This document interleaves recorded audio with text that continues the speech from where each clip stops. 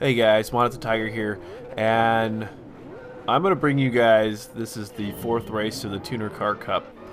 However, what I want to do right now is talk about something that's very, very personal to me, very near and dear to my heart.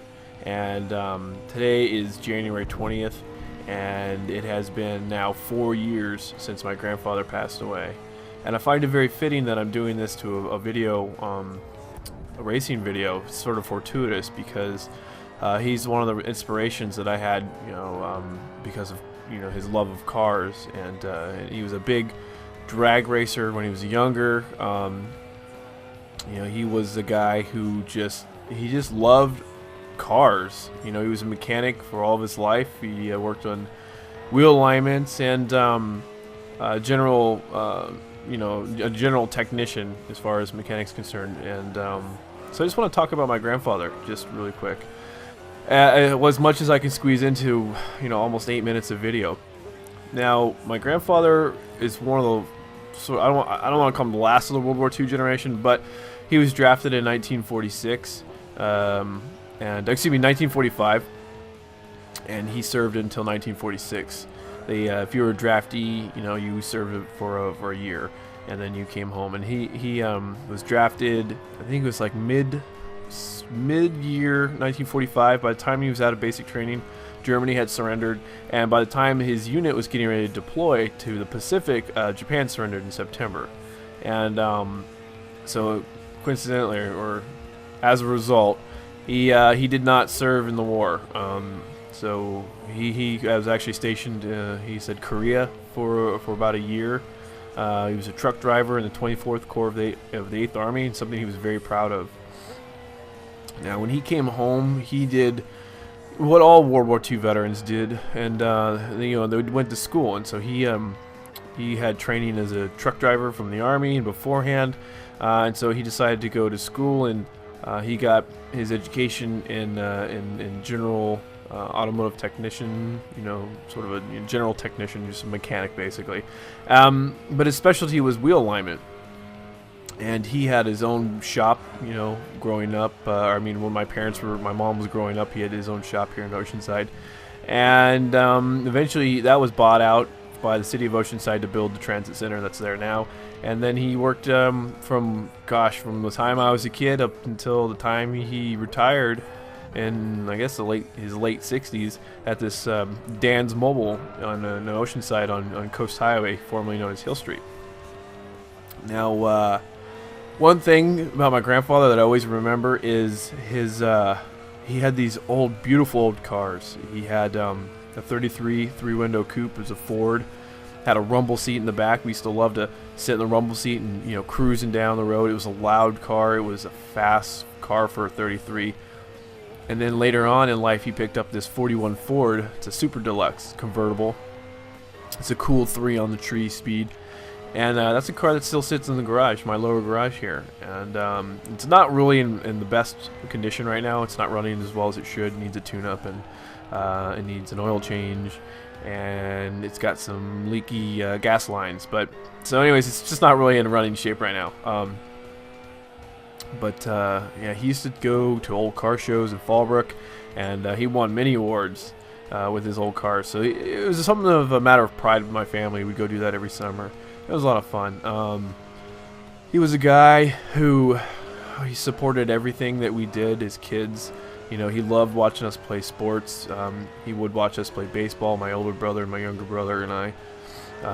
And when my younger brother was playing football, he went to every single one of my younger brother's football games. He never missed a game.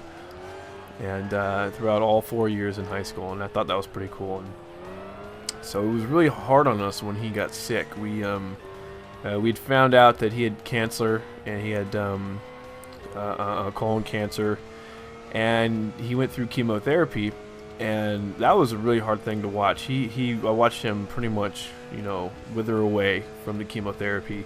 A man who was strong. He used to shake our hands and pretty much damn near break our hands.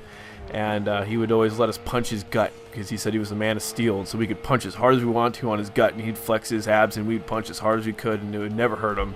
And so he was the man of steel. And so to watch the man of steel turn into the man who fell asleep on the couch from just because he walked from the car into the house was a change. But he pulled through. He didn't pass away from colon cancer. He actually survived colon cancer, but he made a vow to my mom and my aunt, I believe, who's a nurse. He said that if he got cancer again, he would not go through chemotherapy because it completely wiped him out. You know, the days he came back from chemotherapy, he was just wiped out. And he would do chemotherapy once a week, and at the end of the week, he felt stronger. But then that following Monday, he would be back in for chemotherapy, and it'd wipe him out. And he would say, he goes, you know, the only way they can make you better is to kill you. And it's pretty much a true statement. You really need to kill the body to bring it back to life, kill the cancer to bring the person back to life. But what he did die of is cancer eventually. He had cancer that had spread to his lungs, and eventually it spread to both lungs, even though we thought about operating. He declined. He didn't want to do that.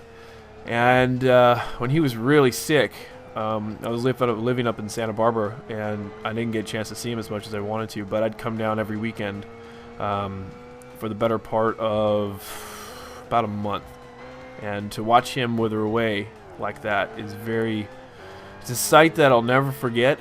It's a sight that I wish that I never saw, but feel fortunate that I got a chance to spend that last bit of time with him. My younger brother, who was in the Navy at the time, he didn't get to see my grandfather. He called him, I guess, I don't know, every day or so, and but he didn't get to see him. And so I envy my younger brother to a certain extent, because he didn't have to go through the pain and suffering that we did to watch my grandfather wither away like that. And it was really, for me, it was a rough patch. I failed a couple of classes, you know, but what really pulled me out of this depression that I found myself in was coaching baseball. I was coaching high school baseball at the time, and so that really brought me out of it. And it was a good thing that I was doing what I was doing. It was the kids, that it was just getting outside and was doing all this stuff. But basically, the reason why I just want to make this video is just to say that I miss you, Grandpa, and you've been a very big inspiration in my life. And if this is one way I can honor you, this is the way I can do it. You know, I think about you a lot, and every year it gets a little easier, but it never is. It never ends. So, anyways, guys, that's this video. Sorry, it's a little personal, but it's something I wanted to get off my chest. And if you guys want to hear just sort of my take on how to get over like a loss in the family, just do me a favor, leave me a comment or like the video a bunch of times or whatever. So I'll talk to you guys in my next video, and that should be soon. All right, so talk to you guys later.